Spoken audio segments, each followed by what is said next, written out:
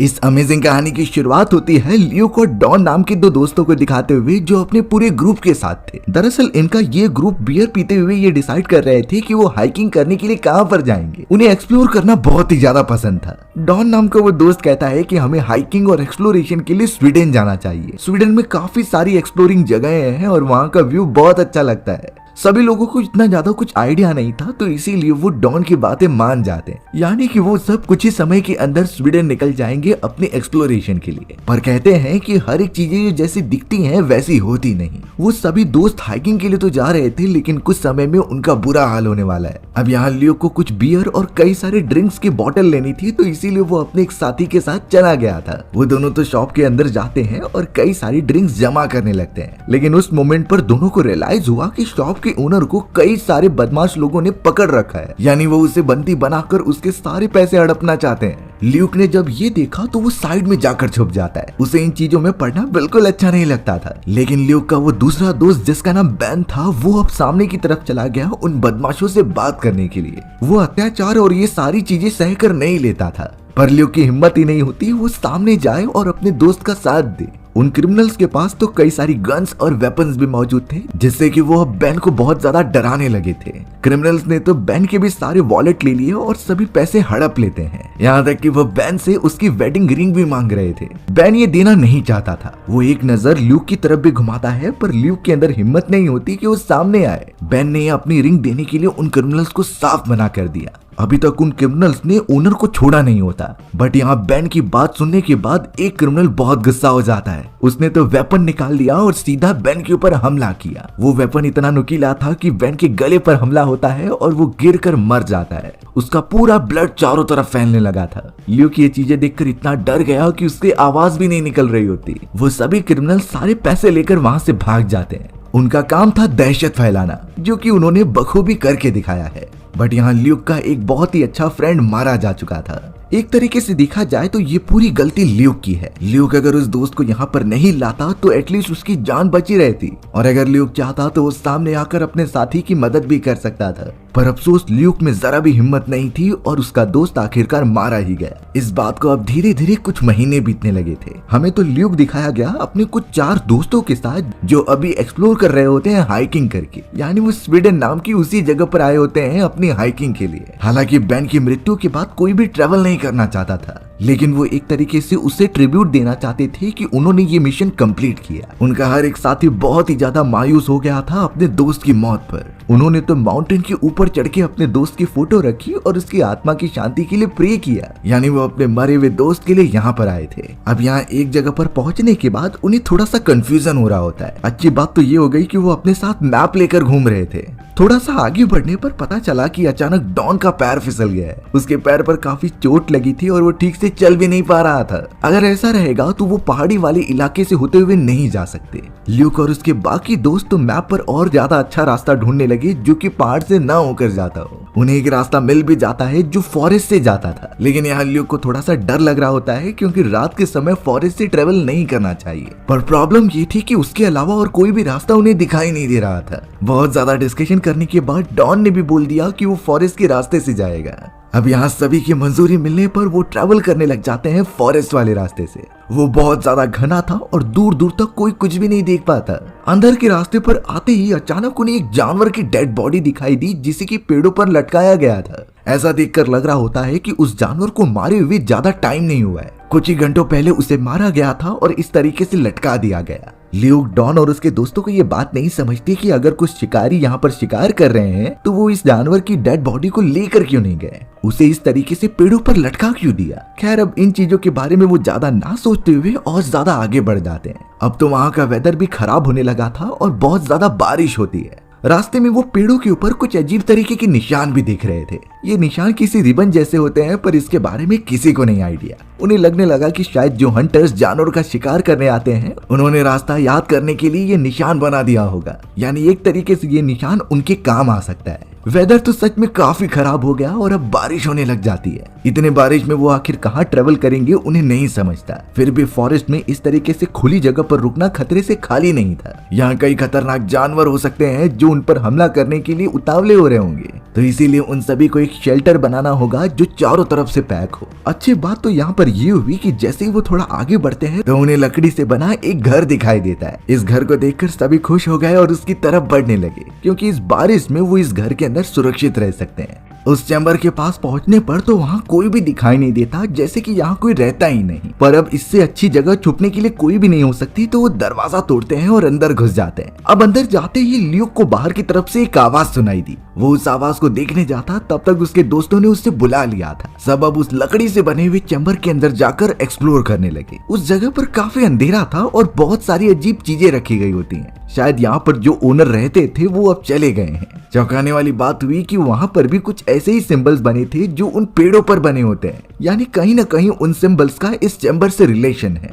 थोड़ा और आगे चलने पर उन्हें एक पुतला दिखाई देता है जिसका सर ही नहीं था। ऐसा लग रहा होता है कि उसकी वॉरशिप की जा रही थी, क्योंकि चारों तरफ अजीब तरीके के वस्तु होते हैं। इन चीजों को अचानक देखकर सच में वो सब डर गए थे। ल्यूक को भी यहाँ कुछ अजीब लग रहा होता है और उसे यहाँ रहने का मन नहीं कर रहा था। पर अफसोस बाहर बहुत ज्यादा बारिश हो रही होती है। इस तरीके से वो अगर बारिश में भीगेंगे तो बीमार पड़ जाएंगे। तो फिर इसीलिए डिसाइड होता है कि वो यहीं पर अपनी रात गुजारेंगे और सुबह होते ही निकल जाएंगे। रात के समय भी फॉरेस्ट के अंदर कुछ ऐसे जानवर निकलते हैं जो इंसानों पर हमला कर सकते थे। तो अब ल्यूक, डॉन और सारे साथी वहाँ पर बैठ जाते हैं और अपनी रात गुजारने का प्रबंध करते हैं। उनके पास भी रिसोर्सेज बहुत ही कम थी, क्योंकि उन्होंने अप्रोक्सीमेट दिनों के लिए खाना लेकर आया था। सभी अपनी पूरी जर्नी की वजह से काफी थक गए थे, इसीलिए वो सब एक एक करके सोने चले जाते हैं। बाहर बहुत ज्यादा बिजली कड़क रही थी और काफी बारिश भी होती है। कई घंटे तक आराम करने के बाद हमें एक मोमेंट दिखाई देता है जब बाहर कड़क रही बिजली एकदम से कांस्टेंट हो जाती है। उसकी जो लाइट्स थी वो कंटिन्यूअसली आ रही होती हैं। इन चीजों को देखकर ल्यूक की आंख खुल गई। वो ये नहीं समझ पाता और उस रोशनी की तरफ बढ़ने लगता है। उसने दरवाजा ओपन किया और दूसरी तरफ चला गया। पर अब सबसे चौंकाने वाली बात हुई कि वो एक शॉप में आ चुका था। ये शॉप उसे जाना पहचाना लगता है, जैसे कि वो यहाँ पर पहले भी गया है, लेकिन इस फॉरेस्ट के बीच ये कहां से आ गया उसे समझता ही नहीं। अब ल्यूक वो मोमेंट देख रहा था जब उसके बैन दोस्त के ऊपर कई सारे क्रिमिनल्स ने हमला किया था शॉप के अंदर, और उस समय ल्यूक उसकी मदद करने नहीं आ पाया। ल्यूक को ये मोमेंट कई बार याद आता है और अब अचानक ल्यूक अपने आप को घर से बाहर पाता है, यानी ये उसका एक विजन था। पर अब थोड़ी देर बाद पता चला कि ल्यूक की बॉडी पर खून के धब्बे आ गए हैं। ल्यूक ने जब अपने बॉडी पर देखा तो वहाँ किसी पंजे के निशान थे। आखिर ये चीजें उसके ड्रीम से कैसे कनेक्ट हो सकती हैं उसे समझता ही नहीं। ल्यूक बहुत डर के मारे घर के अंदर भागा अपने सभी दोस्तों के पास, पर यहाँ पता चलता है कि उसके सभी दोस्त भी इसी तरीके के अजीब विजन देख रहे हैं। उनमें से दो दोस्त की तो हालत बहुत ज्यादा खराब थी और वो नीचे पड़े हुए थे। एक ने तो अपनी पैंट भी गीली कर दी थी। ल्यूक उन दोनों को हौसला देता है और अपने ड्रीम से उठाता है। दोनों बहुत ही मुश्किल हालत में थे, पर ल्यूक देख रहा था कि उसका थर्ड फ्रेंड वहाँ पर मौजूद ही नहीं है। वो चारों तरफ उस फ्रेंड को ढूंढने लगे और अब वो ऊपर वाली जगह पर जाता है। ल्यूक जब वहाँ पहुंचा तो उसका दोस्त बिना कपड़ों के किसी की वॉरशिप कर रहा था। ये कोई और नहीं बल्कि वही पुतला था जिसका सर नहीं होता। ल्यूक का वो तीसरा दोस्त तो बहुत ही अजीब तरीके के मंत्र भी पढ़ रहा था जो समझ में नहीं आते, पर ये चीजें क्यों और कैसे हो रही हैं यही उन्हें नहीं समझ रहा था। ल्यूक किसी भी तरीके से अपने दोस्तों को इकट्ठा करता है, उन्हें होश में लाकर और यहाँ से निकलने की प्लानिंग करता है। वो इस जगह पर इस तरीके से और ज्यादा नहीं रुक सकते। सुबह होने पर उन्होंने अपना सामान पैक किया और निकल पड़े उस घर से दूर जाने की तरफ। उन सभी को इस समय पर प्रॉपर लोकेशन नहीं पता थी कि यहाँ से बाहर कैसे निकला जाए।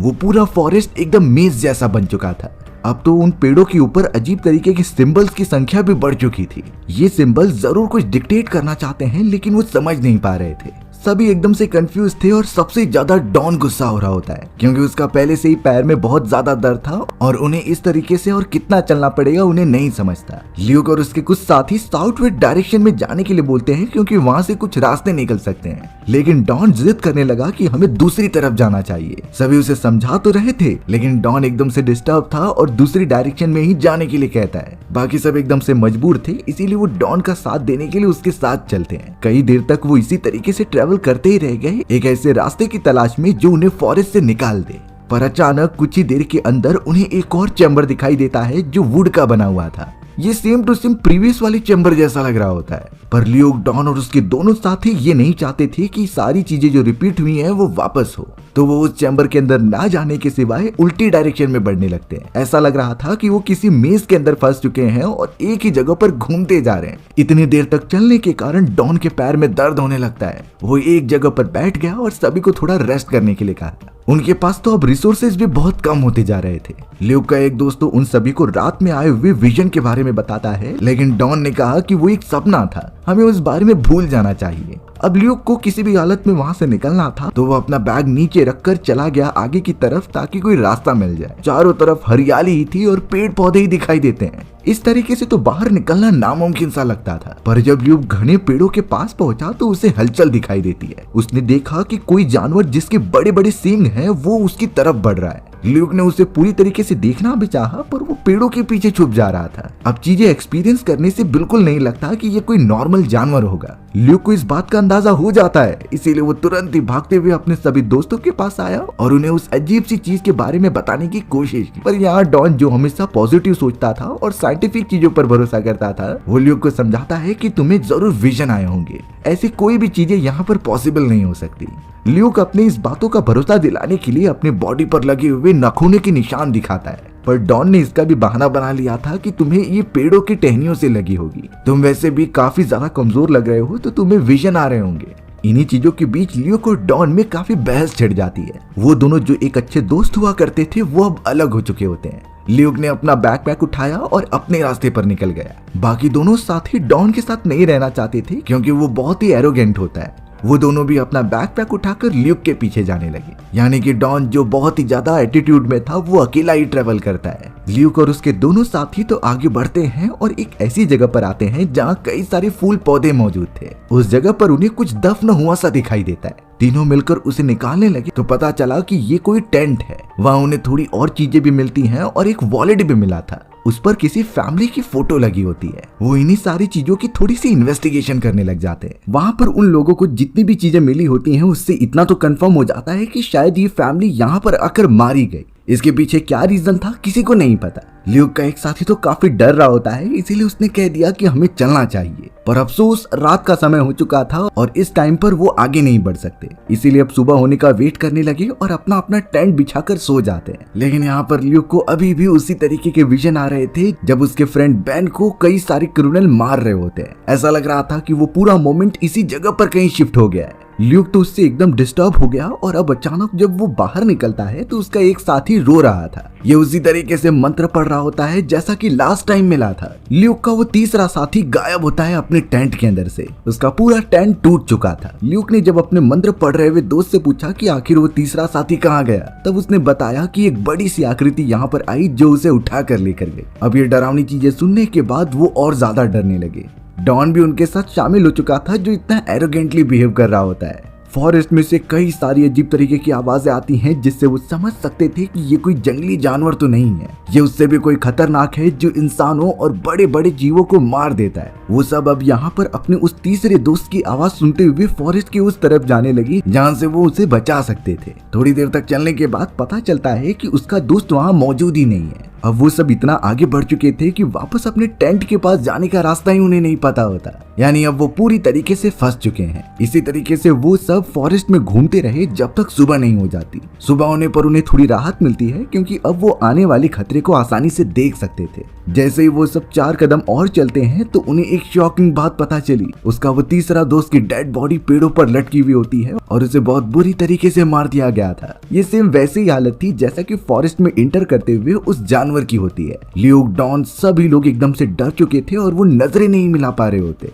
उनके साथी को इस तरीके से कौन मार सकता है, वो भी बहुत ही बुरी तरीके से। फिर भी ल्यूक, डॉन और माइक मिलकर अपनी उस तीसरे साथी की डेड बॉडी को नीचे लाते हैं। उस मरे हुए मेंबर के पास ये मैप मौजूद था जिससे कि वो लेने की कोशिश करते हैं, पर वो मैप गायब होता है। उन्हें तो सिर्फ उसके पास से एक कंपास मिला था। अब माइक चाह रहा था कि वो इसी जगह पर रुके और पता करे कि इन चीजों के पीछे कौन है, लेकिन डॉन और ल्यूक कहते हैं कि अकेले रहना बहुत ही खतरनाक हो सकता है। इसीलिए उन्होंने अपने मरे हुए मेंबर की बॉडी पर कई सारी लकड़ियां डाल दी और आगे बढ़ने लगे। ल्यूक और डॉन को तो यही लग रहा था कि ये सारी चीजें तब से स्टार्ट हुई हैं जब वो सब वुडन चेंबर में गए थे। आखिर ये सब खतरनाक चीजें किस तरफ इशारा कर रही हैं, ये खौफनाक लग रही थी। ल्यूक, डॉन और माइक अपनी पूरी कोशिश करते हैं वहां से बाहर निकलने का रास्ता निकालने के लिए। ल्यूक को पता था कि जब तक वो माउंटेन के टॉप पर नहीं पहुंच जाता तब तक उसे रास्ता नहीं दिखेगा। इसीलिए वो बाकी लोगों को एक जगह पर रहने के लिए बोलकर ऊपर चलने लगता है। अब वहां से प्रॉपर कंपास देखने पर उसे एक रास्ता मिल भी गया था, यानी कि वो फॉरेस्ट को क्रॉस करने के बहुत ही क्लोज है।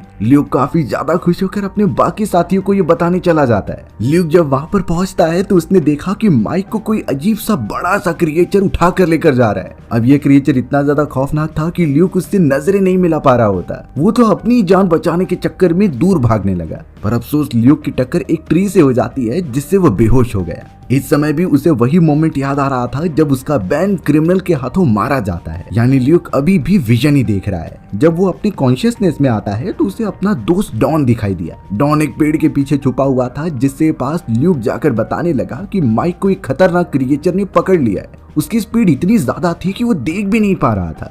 उसके बड़े बड़े सींग होते हैं और काफी नुकीले नाखून थे। ये चीजें सुनने के बाद तो डॉन और भी ज्यादा डर गया, पर अब उन्हें यहाँ से निकलना ही होगा, तो दोनों आगे बढ़ने लगे। थोड़ी देर तक आगे चलने के बाद उन्हें एक ट्री पर अपना वो माइक दोस्त दिखाया जाता है, जिसे मारकर लटका दिया गया था, यानी सभी लोगों को सेम पैटर्न में मारा जा रहा है। दोनों इतना ज्यादा डर जाते हैं कि भागते हुए वो एक ऐसी जगह पर पहुंच गए जहां रास्ते के चारों तरफ मशाले लगी गई थी। अब तो बहुत ही खतरनाक आवाजें आने के कारण वो उसी जगह पर भाग जाते हैं। ल्यूक और डॉन ने नोटिस किया कि उनके सामने वही वुडन का केविन मौजूद है, तो कोई और रास्ता ना होने के कारण वो केविन में ही घुस जाते हैं और वहीं गिर जाते हैं। अंदर जाते ही कोई अनजान सा आदमी ल्यूक और डॉन दोनों के ऊपर हमला करता है। वो दोनों बेहोश हो चुके थे और कई घंटों बाद जब उनकी आंखें खुलती हैं तो उन्हें पता चला कि किसी ने उनके हाथ पैरों को बांध दिया है। ल्यूक और डॉन को कुछ नहीं समझ रहा था, इसीलिए अब यहाँ ल्यूक थोड़ी सी छेद में से बाहर झांकने की कोशिश करता है। उसने देखा कि वहाँ कई सारे लोग हैं जो कि लकड़ियां यहाँ से वहाँ कर रहे थे, यानी इन चीजों के पीछे इन्हीं लोगों का हाथ हो सकता है जो उन दोनों को ही गुमराह कर रहे हैं।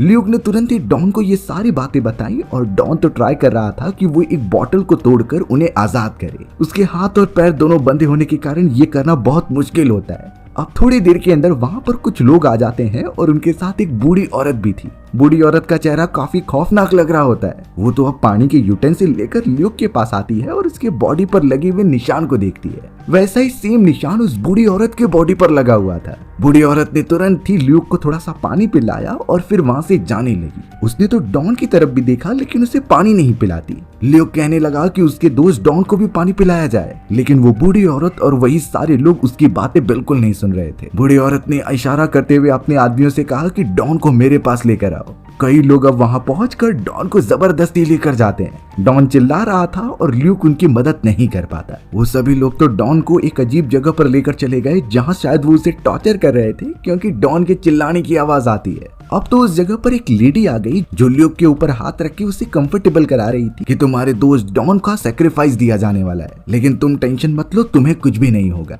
ल्यूक का दिमाग यहाँ से एकदम चकराने लगा था कि क्या हो रहा है। थोड़ी देर तक टॉर्चर करने के बाद डॉन को वापस लेकर आकर रख दिया जाता है। उसकी हालत इतनी ज्यादा बदतर हो चुकी थी कि वो कभी भी अपना जान छोड़ सकता था, लेकिन डॉन ने यहाँ ल्यूक से आखिरी बार एक विश मांगी कि तुम अगर यहाँ से जाओ तो मुझे मार कर जाना। वो यहाँ पर इस तरीके से टॉर्चर और नहीं झेल सकता। थोड़ी देर के अंदर वो सारे लोग डॉन को पकड़ कर लेके जाते हैं और एक लकड़ी के खंभे से बांध देते हैं, यानी कि वो लिटरली डॉन का सैक्रिफाइस करने वाले थे उस क्रिएचर के सामने जो धीरे धीरे अब उसकी तरफ बढ़ रहा था। वहाँ ल्यूक तो अपने हाथ पैरों को छुड़ाने की कोशिश करता है, लेकिन रस्सियां बहुत ही मजबूत थी। थोड़ी देर के अंदर अब वो खतरनाक क्रिएचर सभी के सामने आता है, जिसकी वजह से वो लोग उसके सामने झुक गए थे। ऐसा लग रहा था कि वो उनके लिए देवता समान है। डॉन जिसे कि बांधा गया था वो देखता है कि वहाँ पर तो उसकी वाइफ आ चुकी है, लेकिन ये उसकी वाइफ नहीं बल्कि वो क्रिएचर था जो इस तरीके से विजन दिखाता है कि उसका शिकार पूरी तरीके से कंफ्यूज हो जाए। ल्यूक जब तक वहां आकर उनकी मदद कर पाता तब तक क्रिएचर ने डॉन को उठाया और ट्री के नुकीले भाग से डालकर उसे मार दिया, यानी कि डॉन की भी मृत्यु हो जाती है। ल्यूक अपने आप को छुड़ाने में तो कामयाब हो गया, लेकिन काफी देर हो चुकी थी। ल्यूक तो अपने किसी भी दोस्त को नहीं बचा पाया। इस मोमेंट पर जाकर वही लेडी जब वापस आती है तो ल्यूक उससे क्वेश्चन पूछने लगा कि आखिर ये सब क्या हो रहा है, वो खतरनाक क्रिएचर कौन था और तुम इस तरीके से उनकी पूजा क्यों करते हो। तब वो लड़की बताने लगी कि वो खतरनाक क्रिएचर फॉरेस्ट गॉड है, जिनकी वो सालों से वॉरशिप करते आ रहे हैं। फॉरेस्ट गॉड यहाँ पर आने वाले ट्रेवलर्स में से किसी एक को चुनता है, जैसे कि उन्होंने तुम्हें चुना है, यानी कि तुम हम सभी मेंबर्स में से अब एक हो चुके हो और हमारे साथ ही रहोगे। बाकी लोगों को वो बहुत बुरी तरीके से मार देते थे। उस लेडी ने तो एक और फायदे की बात बताई कि अगर वो इस तरीके से फॉरेस्ट गॉड की मदद करते हैं इंसानों को पकड़वाने में, तो वो उनकी हर विशेष पूरी कर देते थे। साथ ही साथ उन्हें इमॉर्टल होने का वरदान भी मिलता था। यही रीजन होता है कि हर साल में कई बार वो सभी इंसानों को पकड़ते हैं और फॉरेस्ट गॉड के सामने बलि चढ़ा देते हैं। इसके बदले फॉरेस्ट गॉड उन सभी की अच्छी तरीके से प्रोटेक्शन करते। लियो कब और ज्यादा कंफ्यूज जाता है और ये पूछने लगा कि आखिर फॉरेस्ट गॉड ने मुझे ही क्यों चुना, बाकी सभी लोग भी वहां मौजूद थे जो उससे ज्यादा बेटर डिजर्विंग होते हैं। उस लेडी ने जवाब दिया कि जरूर तुम्हारे अंदर कोई ऐसा गिल्ट होगा जो तुम्हें खाए जा रही है, और यही चीजें फॉरेस्ट गॉड सेंस कर लेते हैं और उन्हीं लोगों को चुनते हैं। लेडी ने तो ल्यूक को पहले ही वार्न कर दिया कि आज तुम्हारा रिचुअल किया जाएगा, यानी तुम परमानेंटली हमारे मेंबर बन जाओगे, लेकिन तुम्हें फॉरेस्ट गॉड के सामने अपने घुटने टेकने होंगे, नहीं तो तुम्हारी भी हालत बाकी सारे दोस्तों जैसी हो जाएगी। ल्यूक इन चीजों को फॉलो नहीं करना चाहता था। उसे ये बिल्कुल भी एक्सेप्ट नहीं है कि जिन लोगों ने उसके पूरे साथियों को मार दिया है वो उनकी वर्शिप करे। इसीलिए अब ल्यूक ऊपर की तरफ चला जाता है जहाँ उसे कुछ इंपॉर्टेंट चीजें मिले। उसने जब दरवाजा ओपन किया तो पता चला कि उस जगह पर कई सारी डेड बॉडीज रखी गई हैं, लेकिन वो डेड बॉडीज लिटरली थोड़ी थोड़ी जिंदा थी, यानी कि ये वही लोग हैं जो सालों से फॉरेस्ट गॉड की वर्शिप करते हैं और वो इस तरीके से इमॉर्टल हैं जैसे कि कोई सजा दे रहा हो। यानी फॉरेस्ट गॉड इन सभी को गुमराह करके उनकी आत्मा एब्जॉर्ब कर रहे हैं। लियो को अब अपने दोस्त डॉन की बातें याद आती हैं, क्योंकि उसने कहा था कि सब कुछ जला देना, इसीलिए वो एक मशाल लेता है और डेड बॉडीज को ही जलाने लगता है। ल्यूक ने सारा काम कर दिया था और जब वो नीचे आता है तो उसके सामने वही बूढ़ी औरत आ गई। ल्यूक अब बिल्कुल भी वेट नहीं करता और उसे एक पंच मारकर भागने लगता है। उसने अपने हाथ में एक गन भी ले ली और जो भी उसके सामने आ रहा था वो उसे शूट करके निकल जाता। उस पूरे वुडन हाउस में एकदम से आग लग चुकी थी। यहाँ पर हमें पता चला कि फॉरेस्ट गॉड आ चुके हैं और उन्होंने उस लड़की को जान से मार दिया था जिसने ल्यूक को सारी बातें एक्सप्लोर की। ये सारी चीजें एकदम सीक्रेट होती हैं। ल्यूक तो अब किसी भी तरीके से गन लेकर आगे बढ़ता है और उसके सामने फॉरेस्ट गॉड मौजूद थे। ये किसी खतरनाक क्रिएचर जैसे दिख रहे होते हैं जिसका हाइट बहुत ही ज्यादा था। ल्यूक ने उसके ऊपर फायर करने की भी कोशिश की, बट उन छोटी छोटी बुलेट्स का फॉरेस्ट गॉड पर कुछ भी असर नहीं होता। ल्यूक को पता था कि अगर वो इस तरीके से उनसे फाइट करेगा तो मारा ही जाएगा, इसीलिए वो फॉरेस्ट के और भी डीप भागने लगा। वो खतरनाक क्रिएचर तो उसका बहुत ही तेजी से पीछा करने लगा होता है। ल्यूक को अभी भी अपने विजन आते हैं उसी मोमेंट के जब उसका वो साथी बैन मारा गया था, यानी शुरुआत से ही ये सारे विजन फॉरेस्ट गॉड ही उसे दिखा रहे होते हैं। समय रहते ही वो खतरनाक क्रिएचर बहुत ही तेजी से ल्यूक पर हमला करके उसे गिरा देता है। उसके सर पर कुछ हाथ जैसे स्ट्रक्चर थे जिससे कि वो ल्यूक को पकड़कर एक रिचुअल करने लगा। शायद हो सकता है कि वो ल्यूक की आत्मा को एब्जॉर्ब करना चाहता था, इसीलिए उसने अपने आप को छुड़ाने की कोशिश की और लकीली उसे साइड में एक एक्स मिल जाता है। उसी एक्स की मदद से अब उसने तुरंत ही उस क्रिएचर पर हमला कर दिया। क्रिएचर की डायरेक्ट आंख पर हमला होने से वो बिल्कुल देख नहीं पाता।